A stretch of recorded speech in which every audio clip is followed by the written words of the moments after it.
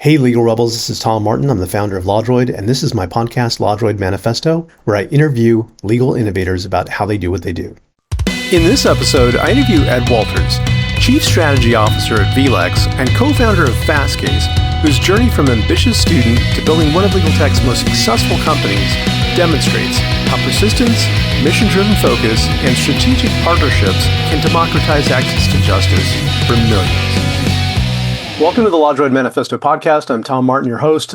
I'm thrilled today to have on Ed Walters, who's the Chief Strategy Officer at VLEX. He is the co-founder and former CEO of Fastcase. He is also an adjunct professor, not just at one, not just two, but three different law schools, including University of Chicago, Cornell, and Georgetown, and spreads his wisdom and expertise that way. And Ed, just want to say hello and introduce you to everyone. How are you doing today? I'm great, Tom. Thanks for inviting me to join you. Yeah, it's a pleasure. I actually heard some others that there's a bit of a heat wave. You're in DC right now, right? Yeah, it's about 100 degrees right now. Oh, and I know DC gets a little humid, right? Yeah, it's about 150% humidity. So, I grew up in Louisiana, so I don't mind it. I'm kind of used to it. But everyone around me is wilting. So, yeah, I think Louisiana is good training ground for this. Yes, it prepared me well. So we were just chatting a little bit before we got started, and you had mentioned, that you were coming back from New York City. I'm sure you do a lot of travel in your capacity as Chief Strategy Officer at VLEX. How did that go? What was that about? Oh, man. So one of the most interesting parts of the merger between Fastcase and VLEX is that there's kind of offices everywhere. We have offices in, I think, 12 time zones. And so the travel is different. We have usually one of our board meetings per year in Barcelona, one in Miami, one in London usually. The fourth one of the year we spread around. And so the travel's been great. I'm going to Europe a couple of more times per year than I'm used to. And, I still maintain my travel in the US. I go to New York and Miami and Chicago quite a lot. I haven't been out to the West Coast as much as I used to, but I'm going to get out there a little bit more this year as well. So it's, it's been really interesting. I used to travel quite a lot anyway with teaching and conferences and stuff. But I'll say that I just think that the international travel is an interesting departure. It's not that it's better; it's just different than what we were doing before, just at Fastcase. That's sweet. I know from dabbling a little bit, maybe not as much as you, but in international travel, that you feel much more connected to the world at large, and hearing, everyone's thoughts about how things are affecting them, which, strangely enough, is not that different from how it's affecting us. Yeah, I think that's right. I think it builds empathy in an interesting way. Also, just living in Washington, D.C., there is a kind of a myopia about what's important. And sometimes it's hard to see the impacts of the things that we do everywhere else in the world. And so traveling, I think, builds empathy, which is really useful. Traveling builds empathy. I like that. That could be a whole book. Yeah. Cool. So, Chief Strategy Officer, right? Yeah. What does that mean? Well, I think it means a lot of things in a lot of different companies. At VLEX, if I'm doing this right, I'm really trying to align our team. We have a lot of different markets that we're in, a lot of different products. There's a very large initiative right now behind Vincent AI and building AI solutions. And so it's hard to keep that team kind of aligned. And sometimes it means, we're going to stop doing something, or someone who wants resources isn't going to get them. And so I think it's if I'm doing the job right, I'm just trying to help our team understand why we're doing what we're doing, and make sure everyone understands why their work is aligned to that goal and why it's important, and to understand where it fits in. I mean, the other part of it that I really like is in travel and speaking at conferences and teaching and working a lot with people who are subscribing to these tools. I just talk to a lot of people who are having all kinds of different experiences. The experience of a law student with AI is totally different from the traveling band of entrepreneurs who are doing AI work, which is totally different from people in global corporate legal departments and law firms who are building with these tools and trying to figure out how to make money with them and make their firm more competitive. And so I really like being able to have a lot of these conversations, hopefully, sort of bring them back and share them with our team and, inform the products in a way with those experiences. I'll tell you, I think you know this. The insight of law students is really interesting. I mean, you're teaching at Suffolk now, right? Yeah, this past semester. But I know you have 10 years of experience, so like you probably learned a lot more than I have at this No, point. I think you. I think I just started teaching classes on AI in addition to my kind of historic law of robots teaching. But I think you and I probably see this in the same way. Like the insights of law students are amazing and totally different. Like it's not an experience that you would get talking to corporate legal departments or entrepreneurs at conferences or you know people who are working in law firms. Law students have these really interesting insights, and I've always said if you want to learn something really well, try teaching. So maybe you have a common experience here, but it is such an amazing education for me to read about and discuss and think deeply about this AI frontier with law students. It's really cool. Yeah, I mean, I've really enjoyed it. I found it so fulfilling because, like you said, you really need to know your stuff. So even though, I've been working in the world, like having to go over it and dive even deeper into it. And the thing, like the thing that's fulfilling about working with the students, part of it is that kind of beginner's eyes that they bring to it, but also just their enthusiasm. I mean, they're usually in their early 20s, and they see the world differently. They have that optimism and enthusiasm about things, and it is somewhat infectious, and I really enjoy that part too. I think you'll see this too. It's also a wellspring, like it's fresh every year.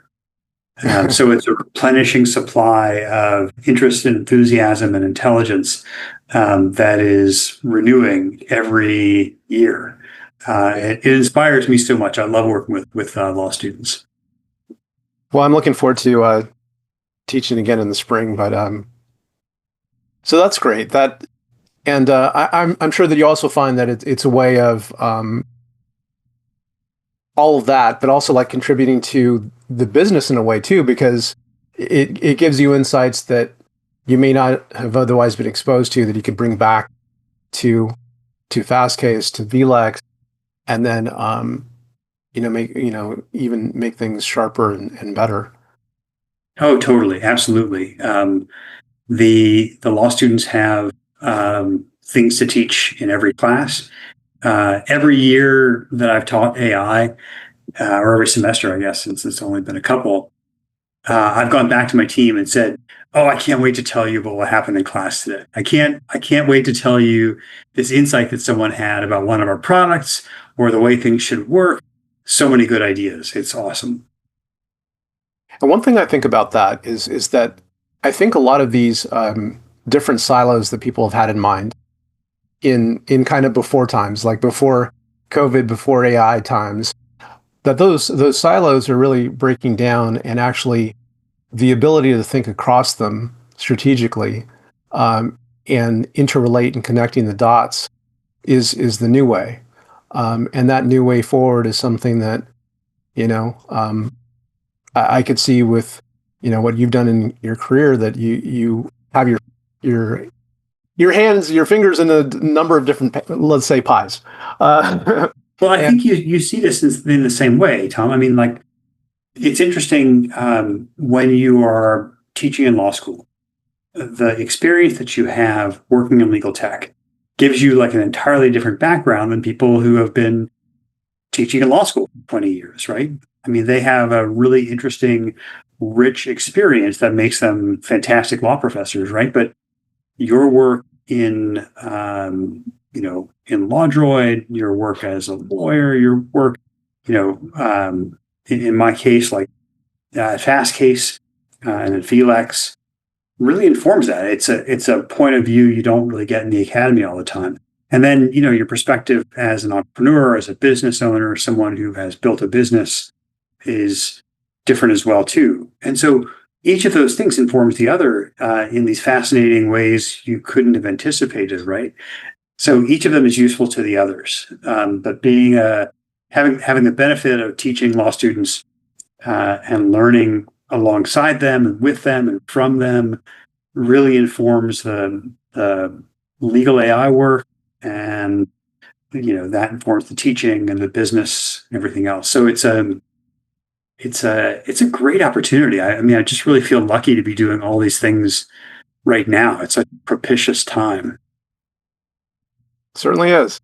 And actually, that's the perfect segue to talk about your experience and coming to it from different places. Because let's go back. Well, as the audience knows, I love to go back to your origin story and get back to your roots.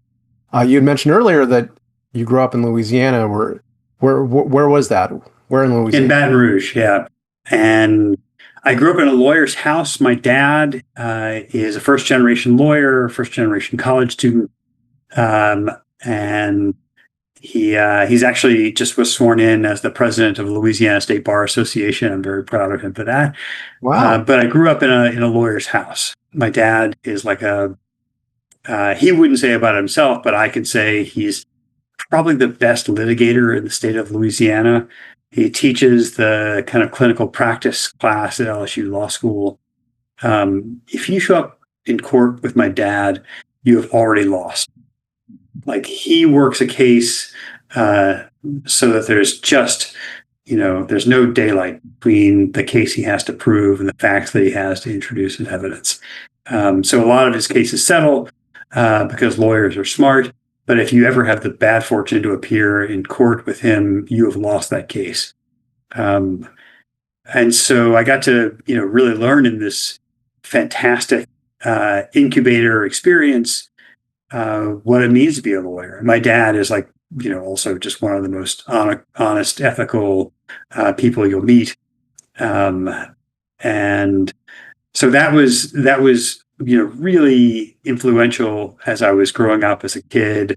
I would tag along and listen to his arguments sometimes and learn about his work.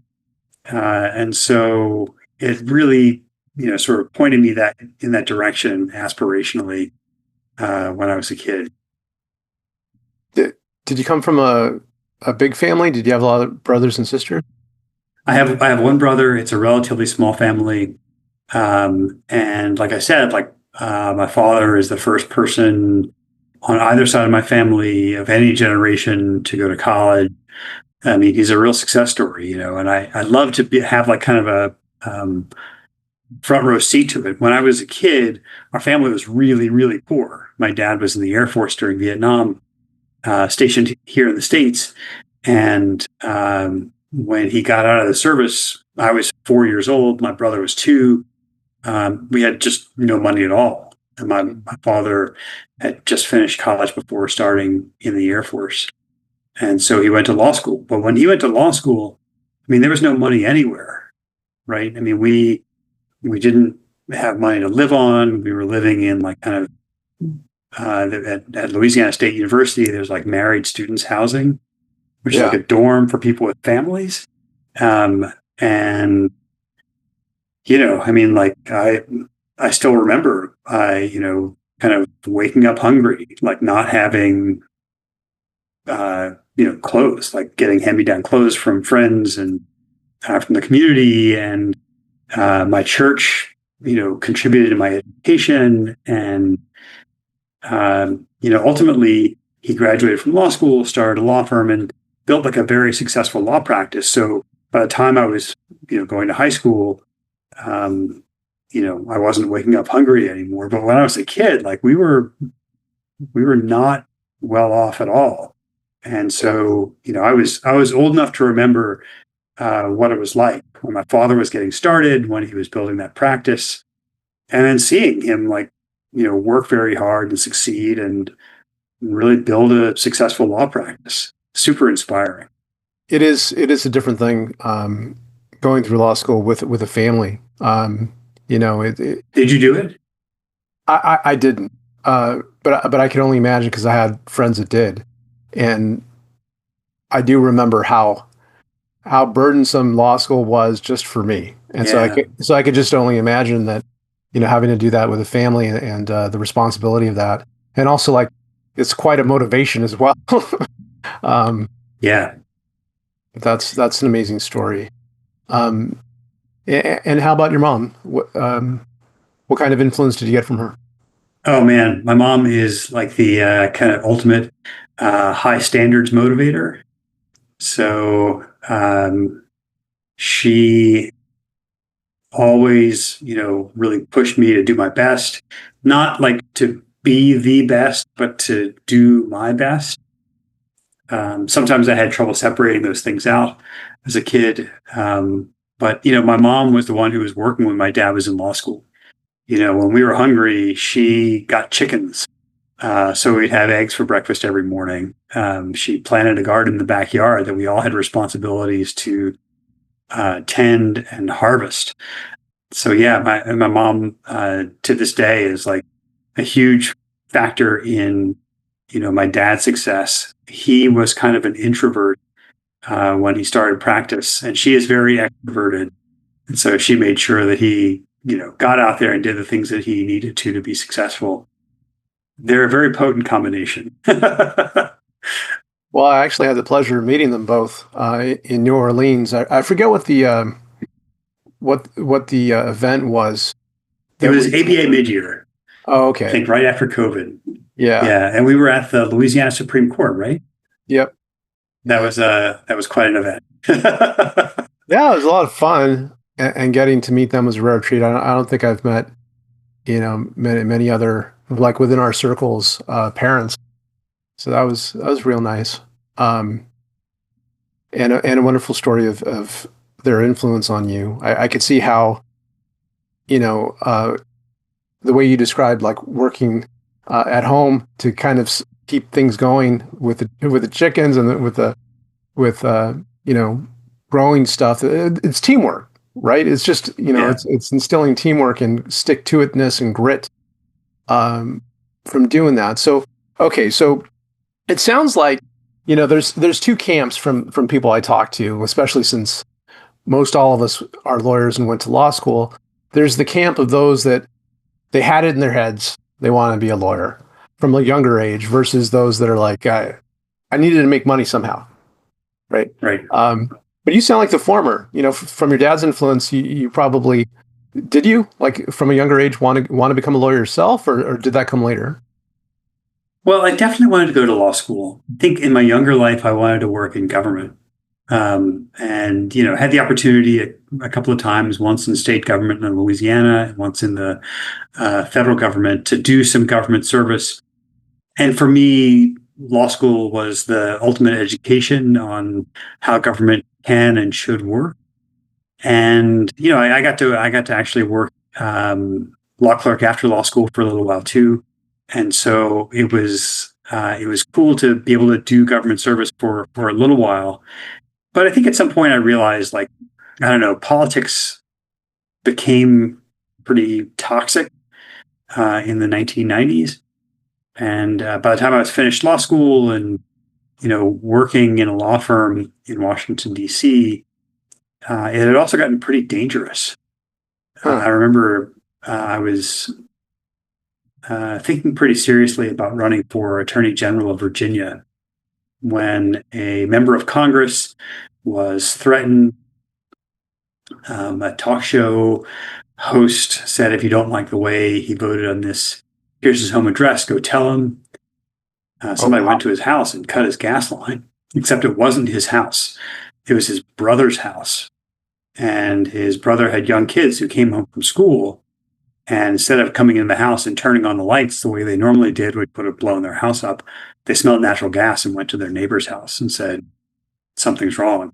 And so, the fire department came out and made sure that the house didn't get blown up. But at the time, my son was pretty young, and I just remember thinking, like, this is no longer something that I really aspire to for my family. I think law and technology were independently passions of mine. And even in law school, I'd sort of had the idea that I wanted to start a legal technology company, even though there wasn't even such a thing. Like, this was probably 1996. I remember talking to friends in law school classes saying, what I'd really like to do is start, kind of software companies that help make the lives of lawyers better. And they looked at me like I was crazy, like that those didn't really even exist in Right. 1995, 96, right? We barely had the World Wide Web at that point. Yeah, barely web pages, Netscape, and you're already, Mosaic. yeah. Wow. Okay, a lot to unpack there. We kind of jumped ahead a little bit because at Georgetown, you got a degree in government and philosophy, right? Yeah. Wow. Yes, I did. And so one reason that intrigues me is I'm a philosophy major. I think that has like a lot of impact right now with a lot of different people that I've talked to, just about thinking differently and seeing relationships between things, and the way that kind of trains your mind a little bit. And then the government, that makes sense. Georgetown, DC, you're in DC now, Yeah. and then the motivation to wanting to get into politics. Was there anyone there? Like, was there someone who you felt gave you a direction towards law school, or in any other way that you remember? Someone in college who pointed me towards law school. Yeah, somebody that just was a good influence on you in college. Maybe not, but I'm just curious if there was. Yeah. Yeah. So I had this great boss um, in the summer between my junior and senior year of college.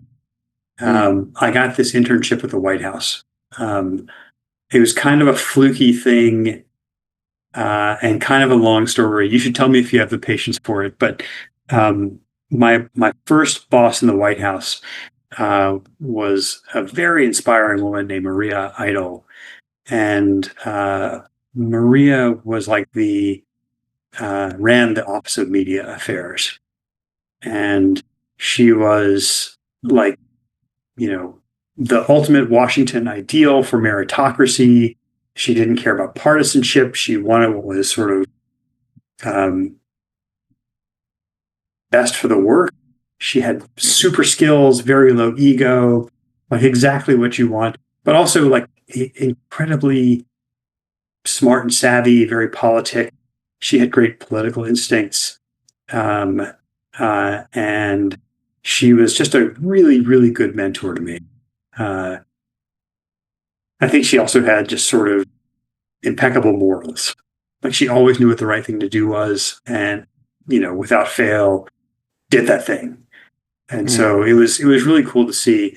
It was Maria who hired me that summer when I said, hey, look, I should tell you, this was the White House of George Herbert Walker Bush.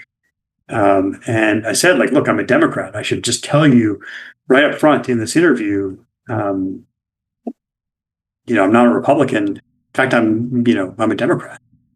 And she said, look, kid, you're applying here to be like an intern, right? You're going to be taking out the trash, not making foreign policy or something. Like, it doesn't care. I mean, it doesn't matter if you're a socialist. Like, you're going to be faxing things. Right. So that internship ended up being like a much longer engagement and ended up being a political appointment to the Office of Presidential Speechwriting. Over time, it began to matter quite a bit what my politics were. And there are some really funny stories from my time in government where me at 20, unburdened by humility, would take on causes inside government where I thought it made sense, but probably didn't make sense. I'm really glad that you brought it up because it's definitely something I wanted to talk to you about, the speech writing. Because I saw that and I was like, wow, that there must be some stories there. So pick one. Like, is there one that you'd feel comfortable sharing that from that experience? Sure. I'll share a not super controversial one. So I was in the Office of Presidential Speechwriting. I was like the most junior member of the administration. Like there's no one more junior to the job that I had. It was an entry level job. I was 20, right? And then 21. And so it was speechwriting research, although I occasionally got to write speeches and op-eds and things. And one of the jobs is when there was a first draft of a speech, it would go to the president, but it would also go to people whose portfolio it affected anywhere in the executive branch. So it would go like to the Secretary of State. It would go to the Council for Foreign Relations. It would go to the Office of Management and Budget. It would go to, cabinet secretaries and assistants to the president all over the West Wing and then all across Washington for comments. Right. The draft goes out to affected parties. They give their notes. Comes right, back, and then they return them back. Yeah. And then that's where the trouble is, right? In speech writing, you imagine maybe that everyone has the same take on these speeches. Of course, they don't. Everyone has agendas. It's Washington. These are career politicians. People are fighting for different resources, different points of view, and the speechwriters don't want to get fired for this. And so what they would do is they would take all of the inconsistent comments and give them to like junior researchers like me who were completely dispensable and say, please harmonize these comments. But it's like, who's right in this case? Is it the White House Chief of Staff or the Secretary of State? Is it the UN ambassador or the head of USAID? Like, this is not the kind of job that 20-year-old Democrats should make in that administration. And one day, it was a couple of days after my birthday, a friend who worked there had given me a gag bow tie. It was like hilariously, costumishly grotesque. And on a dare, I wore it into work. And it was that day, for the very first time, that I met the White House Chief of Staff, John Sununu, who didn't ever come into the old Executive Office Building, now the Eisenhower Executive Office Building, across the street from the West Wing. But on this particular day, I'm sitting at my desk, and I could hear from 100 yards away John Sununu with a copy of a speech in his hand, walking down the hall, yelling, "Who is Ed Walters and what is his agenda?"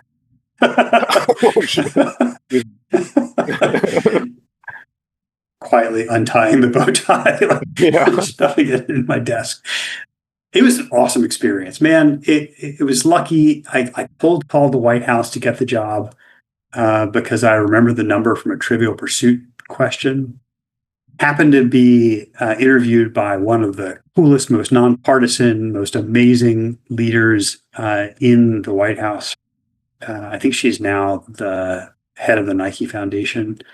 Like an amazing leader. Yeah. And then I got to work in this office where I was just given a ton of responsibility. And it's just one of those places where you just feel lucky. I like bound up the steps every morning.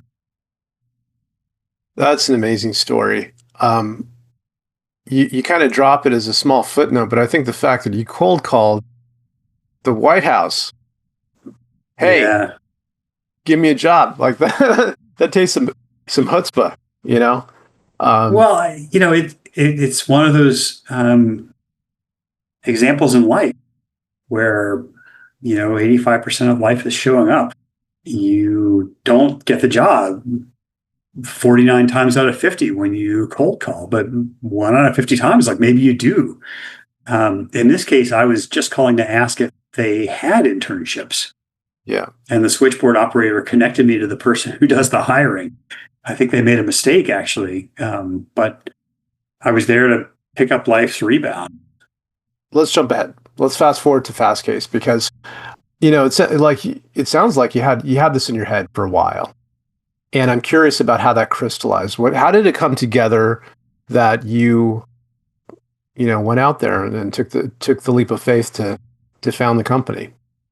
Yeah, well, the founding story you may already know. You can stop me from telling the story, but I was a young associate at Covington and Burling. I was in my second year at the firm, maybe. And I was very involved in our computer working group, and one day, a big client of the firm, I won't say who it is, but let's say it's a large software publisher that specializes in making PC operating systems in 1999. And this, unnamed client of the firm calls and says, we've got a question. We need an answer by tomorrow morning. It involves software. It's too new to be in the books. You won't find it in the digests, things you could actually use for research in 1999. So you have to go do this research online. But don't use Westlaw or LexisNexis. Okay. And I said, that's the way our firm does legal research. That's what we're subscribed to. What's the hang up? It can't be money. Like, I think this company's biggest legal problem that year was, what do we do with all this money? They were rapidly becoming the most profitable, largest company in the history of the world. But they said, no, it actually is money. We have like 300 outside law firms who do work for us, and they all charge the cost of those software packages through to us, and our bills for them are becoming astronomical. We don't pay to put the book on your shelf. We're not going to pay to put it on your computer either. So find the answer by tomorrow, find it online. Don't use the incumbent services. And I, optimistic, enthusiastic, computer-friendly young lawyer, said, well, I'll just go use whatever the third biggest service is. But there wasn't a third biggest service. Couldn't find one. So at 1:00 in the morning, I am bodily punching the printer in our office suite. And my next door neighbor comes in also at 1:00 in the morning and says, Ed, what are you doing here? Why are you punching our printer? And I said, this is stupid. Like, can't believe we pay for a taxpayer expense, the law to be prepared right, to have judges and clerks like draft these opinions, legislators write laws, agency regulators draft regulations. We do this at taxpayer expense, and then we give it away to these monopolists who sell it back to us for these highly arbitrage prices. It's crazy. It's not like it's copyrighted stuff. They're not selling us like newspaper articles or movies or something. These are public domain legal materials. And by the way, the software sucks. Like, it's terrible. It's embarrassingly bad. And I've got half a mind to go build the thing that I was looking for all night. In a brand new World Wide Web world, I don't see why you couldn't build a better legal research service. And my next door neighbor at the firm said, that's interesting. Did I ever tell you that I had a PhD in physics before I went to law school? I said, no, you never told me that. He said, yeah, if you're serious about it, let's go take a look at it. Phil Rosenthal, my next door neighbor and co-founder of Fastcase, who, by the way, failed to mention that he had a PhD in superstring cosmology from Caltech before graduating top of his class at Harvard Law School. You can't pull these things out of Phil. He's such a humble guy, but like a genius, like any definition of genius would include Phil. And so he was just this kind of chance encounter at 1:00 in the morning at Covington and Burling that really led to this. And I should say, like, there's no way I start this company without Phil. It was Phil who said, this is a really good idea. It is something we really could do. Let's really go take a look at it.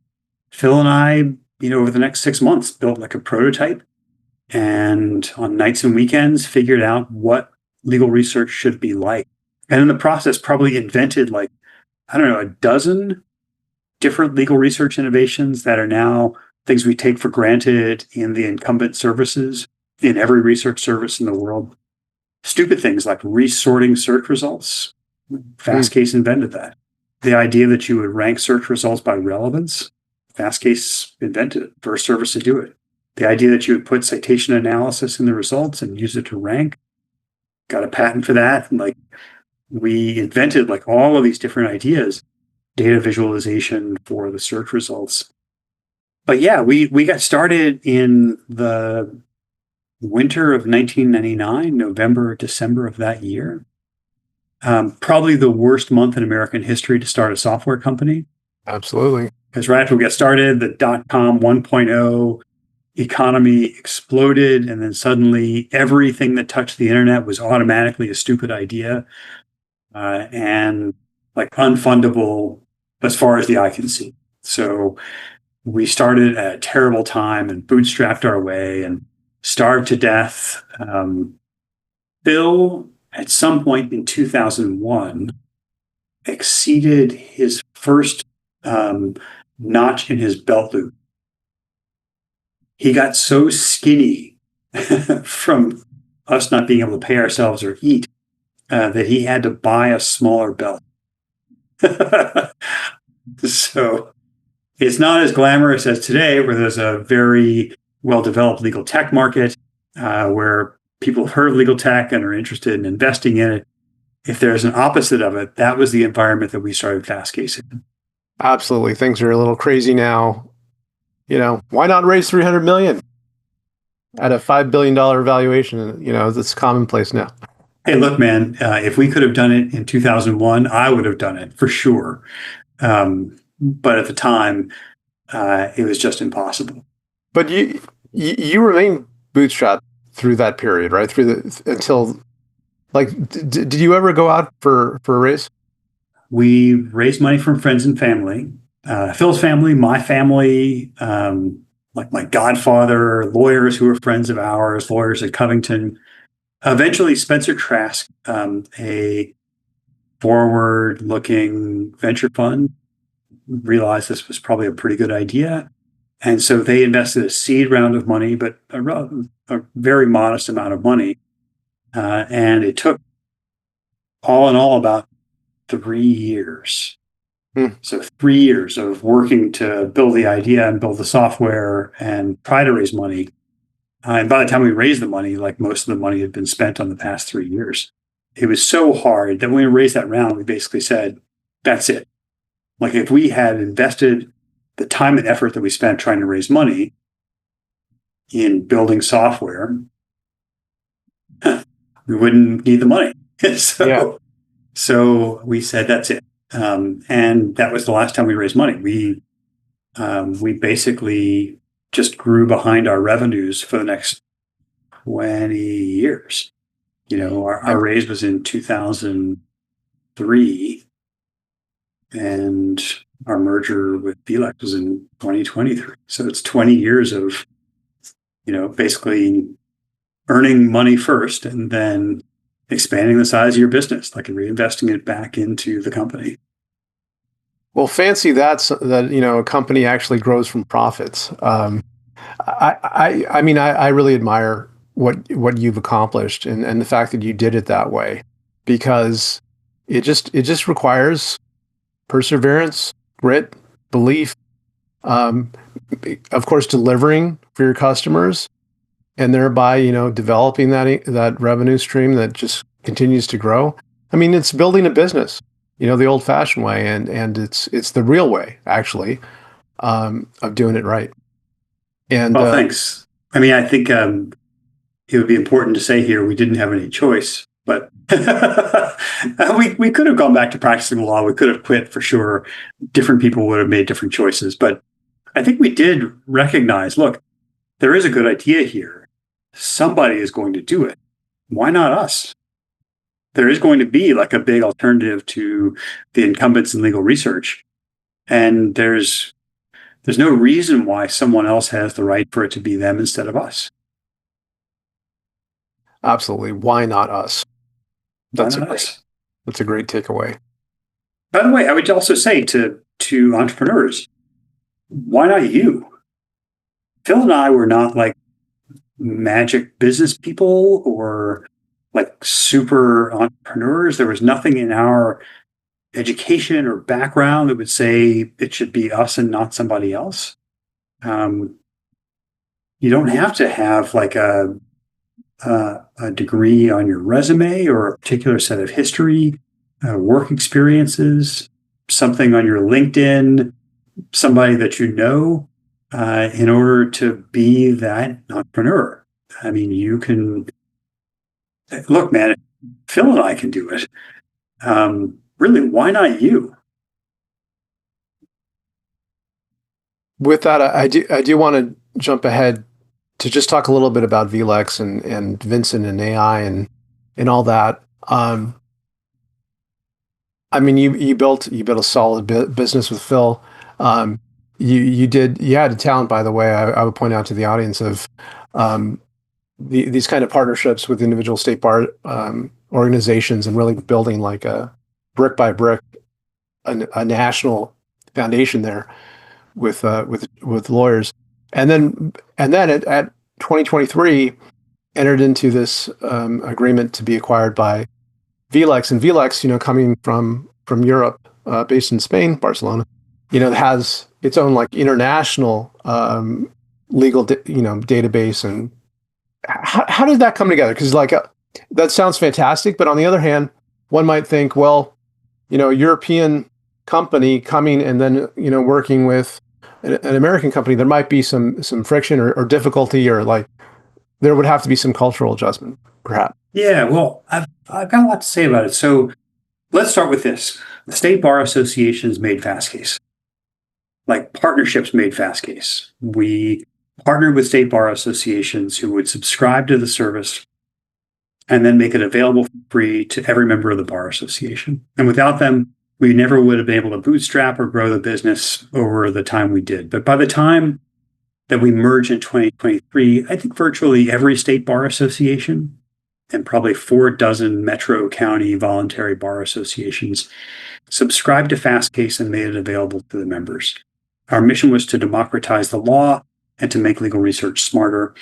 Working in partnership with state bar associations, 1.2 million of the 1.3 million lawyers in the United States had subscription access to legal research. That meant they could represent their clients without fear of getting it wrong.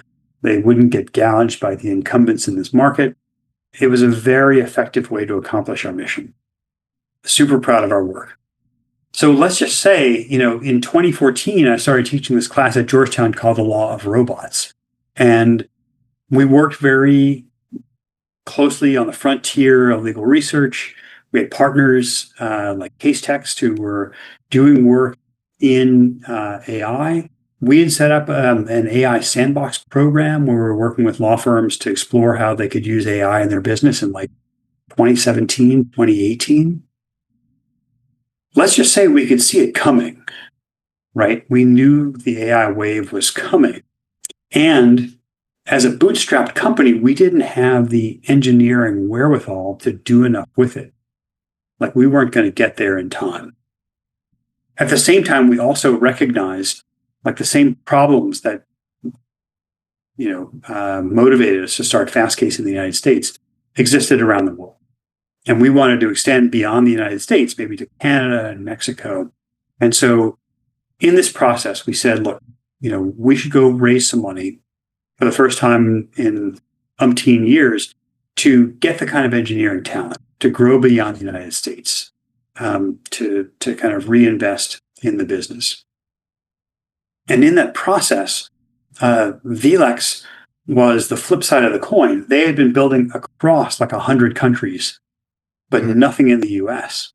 And they had these amazing engineers, including the chief technology officer, Angel Faust, one of the co-founders of VLEX, but Robin Chesterman, Dean Penderly, like these really skilled engineers who had great ideas about what to do with legal AI, but they needed I think the US legal market and legal database to do something with it. And so it was kind of a perfect match. And in this process, when we went out to raise money, they said, don't raise money. We actually just raised money. And we combined the horizontal database of 100 countries with a very deep database in the US. And your skill in building products and communicating around these messages, and our skill in finance and engineering, you really do have a very complete global company. And that was the hypothesis, right? So the name remained VLEX, but we merged the businesses. Like Phil and I didn't get bought out. We merged VLEX and Fastcase. We kept the name VLEX, but the mission was the same. The people were the same. The Fastcase team, all stayed on. But I'll say this, the hypothesis has proven out way better than we could have even expected. One hypothesis was that data would be a differentiator. Over time, the different foundation models would become kind of a commodity. It wouldn't matter whether you're using, GPT-4.1 or Claude 4 or, Gemini or something. The differentiator would be the data. And that really has worked out the way we were hoping. But what we didn't expect is that data would be such a strong tailwind to create AI products. So Vincent AI is like a platform of 23 different workflows and growing. And it has the law of 17 countries in it. It's multilingual, multimodal. But the products are amazing. Having the data as a grounding for this avoids all the hallucinations that have been the biggest problems of legal AI. And it fuels the creation of new products, new capabilities, new workflows in ways that we couldn't even expect. It's so much better than we expected when we merged the companies together. And the teams are working extraordinarily well together. So I have to say this is the best work that I've done in my career. The work of the combined VLEX team on Vincent AI, I'm just super impressed with. And I was an early skeptic. I just said, look, I just don't know that this transformer architecture, large language models are going to be able to do this. And I was wrong. I mean, they're just so impressive and so surprising. The emergent behavior of these large language models in the presence of a global billion document tagged legal database makes all the difference in the world. All right, I'm going to stop preaching. I'll just say, though, the merger of VLEX and Fastcase had a hypothesis about democratizing the law and making the practice of law better in the same way we started Fastcase in 1999. And it has worked so much better than we could have hoped. It's amazing. I'm very, very excited about the work. Well, to hear you explain it, it sounds like no surprise that those things fit together like a hand in glove. And I'm glad to hear that it's working out so well, because it's really about the people. You, Phil, you all are wonderful people to have there at the helm. So I feel good about your prospect. Well, and I'll just say, when we merged the companies, I had to give up being the CEO. And the hypothesis was that the CEO of VLEX, Luis Faust, was going to do a great job at this kind of combined merged company. And really, I mean, he has. He's done a terrific job. His brother Angel Faust and the VLEX engineering team are terrific. I mean, that was our hope. That was our hypothesis, right? But it really worked out. They've done terrific work. And of course, one of the things I love most about this is to see the real stars inside of the Fastcase team rising as well. So my successor is Nina Jack, who I think you've met. And she was the head of product at Fastcase, but now she is the general manager for all of the United States inside of VLEX, effectively the CEO of the Fastcase part of the business. And one of my favorite things about this merger is watching the way that she has developed as a professional and the extraordinary work that she has done as a leader, as an innovator, as an entrepreneur. I'm just super proud to see the way our team, and top to bottom, really has risen to the occasion.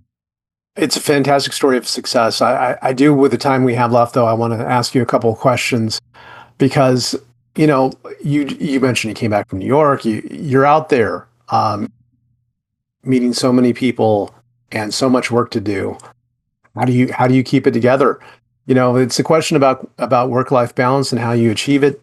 Is there such a thing? Oh, well, yes, but I think it's sort of like playing golf in a way. Like you never accomplish it. I'm not a big golfer, but I played a little bit when I was younger. You're always like, even the best golfers in the world are always trying to get better at it. There's no time when you've ever like sort of accomplished work-life balance. I am a GTD guy, getting things done. I'm sort of an inbox zero guy. And so I try to be very disciplined about my email, my task list, and my calendar. And for me, that is my lifeline. Like if I lose access to any one of those three things, I'm just lost. But so at any time, I can tell you how many unread emails there are in my inbox, zero. I can tell you how many items there are in my inbox that haven't been dealt with. Right now it's 23. But over the course of this week, I will either resolve them, I'll do them, or I'll delegate them, or I'll put them on the calendar for a date certain to be done at a certain time, or I'll delete them. Delete, delegate, do, I think is the proper methodology. But I really stay pretty focused on staying on top of the work. And the reason for that is I want to be able to spend time with my family. I really make an effort to be at dinner, present with my family for dinner every night. I really endeavor not to work on the weekends, maybe an hour here or there, but for the most part, my son is 17, so I've got one more year before he goes off to college, and I want to maximize that. Like that's really important to me. And my time with my family is really important to me. It is hard. I mean, balancing teaching and work and family time is a challenge for everyone, I think. But staying organized, like obsessively organized, is kind of my way of dealing with it. The other thing I'll say is I'm a big believer in the Eisenhower decision-making matrix. Wow. You know this? Yeah. It's a 2x2 grid between things that are important and urgent. And the idea is that some things are important and urgent, some things are important and not urgent, some things are urgent and not important, and some things are not urgent and not important. And there are quadrants, and this is Eisenhower's formulation of this. Everyone agrees on quadrant 1, urgent, important, do that first. Everyone agrees on quadrant 4, not urgent, not important, don't do that. The big fight is between quadrants 2 and 3, right? Urgent and not important, important and not urgent, right? Backwards. Right. Important and not urgent in quadrant 2, urgent and not important in quadrant 3. And one of the things I'll say in my work at VLEX as chief strategy officer is I've tried to really occupy quadrant 2, things that are important and not urgent. They're hard to get to. I think we get so caught up in firefighting and doing things that are on fire right now. There's a natural pull towards quadrant 3, things that are urgent, maybe not super important. After the merger, without as much day-to-day operational responsibility, I have enjoyed the liberty of occupying quadrant 2, working on things that are important but aren't due this week.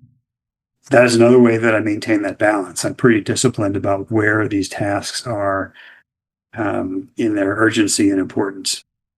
Yeah, and that makes sense, especially as the chief strategy officer, to focus on the important. The last question I have for you is, and you've already anticipated this a bit with what you just talked about balancing work and life and your priorities and values and putting your family first. But at the end of the day, especially after this wonderful career of building this company and taking it to the next level now with working at VLEX, like what makes this worthwhile for you? Well, I have to say, there's a couple of parts of it. I mean, first is my family life is fulfilling in a way that nothing else is. And there are people who talk about their companies as their babies and things like that. And I don't begrudge them. I've just never felt that way. My family occupies like a space that is completely different than my work. And I take a satisfaction in it that doesn't really compare. One of my favorite experiences from the last couple of years, while I was growing Fastcase and sort of building a business that I'm very proud of, is that I was a soccer coach to my son, and I love that experience. And I have to say, like, if you have the opportunity to be like a youth coach or like a dance instructor or to occupy that space for your kids, it's I can't recommend it highly enough. It requires some discipline in your life, but man, I really, really love that. And then I'll just say, like, I really enjoy the work. I like the work that I'm doing, and I think it's in part because Fastcase was always mission driven, and I think VLEX is mission driven in the same way. Like, democratize the law, make the practice of law smarter. You can look at every decision we make and trace it back to one or usually both of those objectives. And, that was always exciting. It's exciting today. Like, I wake up in the morning super energized about the work that I'm going to do because I think it's really impactful. And sometimes it takes on like a supercharged significance at a time where AI is going to really transform the way we deliver legal services, make a meaningful, large-scale dent in access to justice, make the lives of people and their relationship with the law more sensible, more understandable, more fair, and more just. And to know that the work that I'm doing is going to play like a small part in that. Like, I'm super excited about that. Like, I'm really motivated by that mission, and the work is like really enjoyable. If I go all the way back to when I was a doe-eyed, enthusiastic young law student, like, this is exactly what I wanted to do. I wanted to take the law degree and use software to scale justice, and now I have the opportunity about it. That's a huge motivator for me. And so, being able to live a life that balances these things, this incredibly fulfilling family life, and work that I think really matters to me, is a blessing. Like, I consider myself very lucky, and I'm thrilled to be able to do the work. I'll just add one last thing, which is I have so many friends in kind of the legal tech and legal services world. It's just awesome. I mean, being able to work with you and our kind of community of fellow adventurers in this, in state bar associations and corporate legal departments, in law firms and legal tech companies, that's also really fulfilling. Like, those relationships mean a lot to me, and the friendships that I've made with people who are working on these issues are just so important. I just feel like the luckiest guy in the world. Well, Ed, I think you are. I think your career it's everyone's dream, but I think that the reason why you made it a reality is because you made it a priority, and you made it it was a reflection of your values, right? And I think because you approached the world that way, and you made the choices based on that, that's why it came back to you, and you're living that. And I just find it so inspiring. I hope people out there do. I'm sure they do. And just want to thank you so much for being on the show today. Tom, it's such a privilege. I'm really grateful to you for inviting me and for, just allowing me to tell some stories like this. It's been a lot of fun. So for everyone who's listening or watching and they want to reach out to you, keep in touch, how do they do that? Well, you can get me on LinkedIn, which is linkedin.com/in/Walters. I have accounts on X and Blue Sky, but they're a little less well tended to. If you usually just send like ed@vlex.com or ed.walters@vlex.com, you can get me. Yeah, I'm not hard to find. Well, Ed, thanks again. It was fun hanging out. Thank you, Tom. Talk to you soon. And for all of you out there, thank you so much for watching. See you next time. Thank you so much for watching the latest episode of the LawDroid Manifesto podcast. To keep in the loop about upcoming episodes, please subscribe to LawDroid Manifesto and you'll get notified. Thanks for watching. See you next time.